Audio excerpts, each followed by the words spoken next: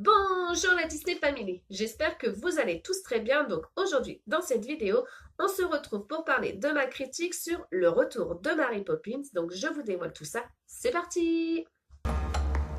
Ma chère mademoiselle, c'est avec une profonde fierté et un immense plaisir que nous vous invitons ce soir. Détendez-vous, ne pensez plus à rien, prenez place et laissez la haute gastronomie française vous présenter votre dîner.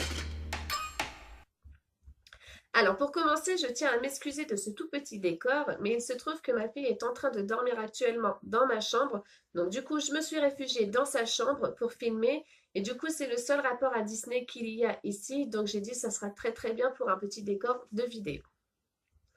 Alors, il faut savoir que quand Disney a confirmé qu'ils allaient sortir un second opus sur Mary Poppins, mon avis a été assez mitigé, voire sceptique, parce qu'il est vrai que j'adore le premier opus de Mary Poppins et du coup j'avais très très peur du scénario de ce second opus.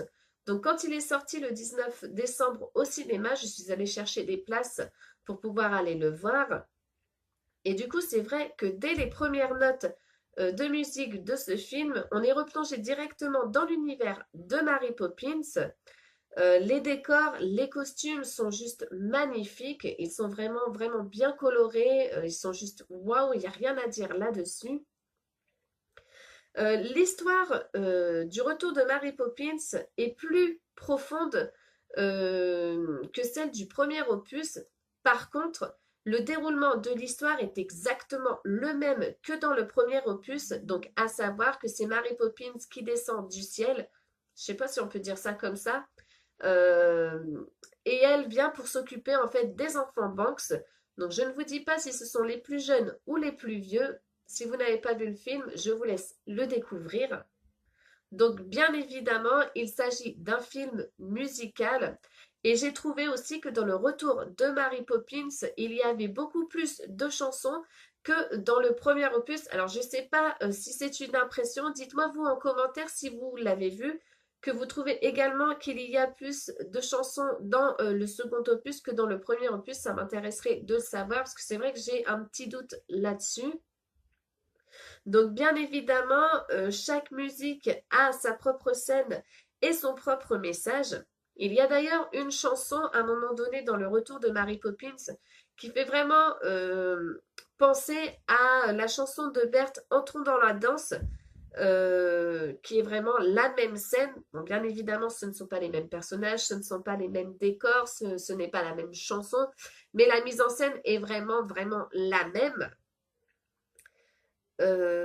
Par contre, je trouve, moi, du moins, il m'a manqué une chanson avec un tempo fort comme Supercalifragilisticexpialidocious que je n'ai pas retrouvé dans le retour de Mary Poppins et je trouve ça assez dommage. Après, c'est vrai que les autres chansons sont magnifiques, mais j'aurais bien aimé retrouver une chanson avec un tempo assez fort qui nous donne envie de bouger, quoi, tout simplement. Alors, au niveau des personnages, donc bien évidemment, il y a de nouveaux personnages comme Jack, qui est un allumeur de réverbères, Topsy, qui est la cousine de Mary Poppins. Donc, on découvre un membre de la famille de Mary Poppins dans ce second opus.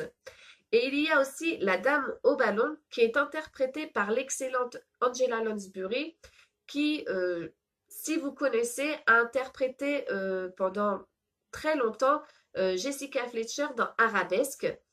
Et là, donc dans Mary Poppins, comme je vous l'ai dit, elle a... Oh mince, pardon. Donc là, dans le retour de Mary Poppins, elle interprète donc la dame au ballon.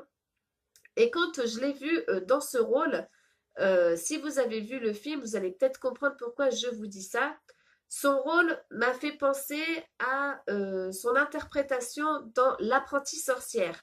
Donc je ne sais pas si vous, ça vous a donné cette impression-là aussi, mais c'est vrai que moi, ça m'a tout de suite fait penser à son rôle dans L'Apprentie sorcière. Et du coup, c'est vrai que ça a été un réel bonheur de pouvoir la voir aussi dans Le Retour de Mary Poppins. Il y a aussi mon petit Berthe, qui ne s'appelle pas Berthe dans Le Retour de Mary Poppins, mais c'est pas grave, ça reste Berthe pour moi. Et qui donc du coup dans le retour de Mary Poppins joue le président de la banque. Franchement, son interprétation, je l'attendais avec impatience parce que j'adore ce monsieur. Euh, et du coup, quand j'ai vu son interprétation, mais c'est lui, c'est Berthe, quoi. C'est mon petit Berthe. C'est vraiment son interprétation. Ouais, voilà, je l'ai retrouvé comme à l'ancienne. Pourtant, il a 92 ans hein, quand même. Et non, je l'ai retrouvé vraiment comme à l'ancienne. Ça m'a vraiment ramené en arrière. Il a toujours une pêche d'enfer. Il s'éclate toujours autant à tourner des scènes au cinéma. Et franchement, ça a été un réel bonheur de le voir. Donc après, bien évidemment, je ne peux pas vous parler des nouveaux acteurs sans vous parler de l'interprétation d'Emily Blunt, qui interprète donc le rôle de Mary Poppins dans ce nouvel opus. Donc au début, j'avoue que j'ai eu peur parce que bon bah bien évidemment, Emily Blunt c'est pas Julie Andrews et pour moi c'est vrai que Julie Andrews c'est l'incarnation de Mary Poppins. Donc du coup, j'avais un petit peu peur, mais malgré tout, je trouve qu'elle apporte une nouvelle dimension au personnage, tout en gardant les gestes et les mimiques, comme par exemple, je pense à ces fameux youpla que Julie Andrews utilisait dans le premier opus de Mary Poppins. On les retrouve là dans le retour de Mary Poppins. On retrouve également, et ça, j'avais vraiment fait attention quand j'ai vu le personnage d'Emily Blunt, ce sont la position qu'elle arrive à mettre ses pieds à l'horizontale. Donc ça, c'est vrai que c'est pas donné à tout le monde de savoir faire ça. Et c'est vrai que ce petit détail-là, ça peut paraître un petit détail, mais c'est vrai que je l'attendais avec impatience parce que voilà, pour moi, Mary Poppins, c'était aussi la fille qui arrivait à mettre ses pieds à l'horizontale, mais normal, quoi. Pourtant, c'est quand même quelque chose qui est hyper difficile à faire. Mais là, non, je l'ai retrouvé également dans le retour de Mary Poppins. Emily Blunt a eu une facilité aussi à le faire. Et ça, c'est vrai que ça a été un réel bonheur de pouvoir voir ça justement de l'interprétation d'Emily Blunt. Donc pour moi, effectivement, elle a réussi à interpréter Mary Poppins, bon, pas comme Julie Andrews, parce que vraiment, Julie Andrews, pour moi, c'est vraiment Mary Poppins, mais néanmoins, l'interprétation d'Emily Blunt euh, égale à peu près celle de Julie Andrews. Après, par contre, ce qui m'a peut-être un petit peu dérangé, mais c'est vraiment un tout petit détail, c'est la voix. Je trouve que dans le retour de Mary Poppins, la voix est un ton plus grave que dans le premier opus où la voix est vraiment plus aiguë, ne serait-ce que dans les chansons où on voit que les chansons sont vraiment des voix de tête, donc des voix très aiguës. Après, je pense que c'est aussi un problème, si on peut dire ça, d'époque. C'est vrai que quand on regarde les premiers classiques de Disney, comme Blanche-Neige, La Belle au bois dormant, c'est vrai que les chansons sont vraiment des chansons très aiguës.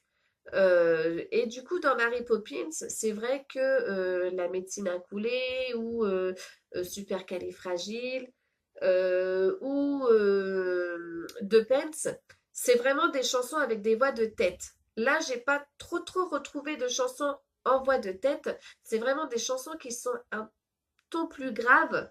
Et du coup, c'est vrai, peut-être ouais, ça m'a manqué un petit peu cette voix de tête. Mais après, je pense que c'est dû aux époques qui sont changeantes, bien évidemment, sur les intonations.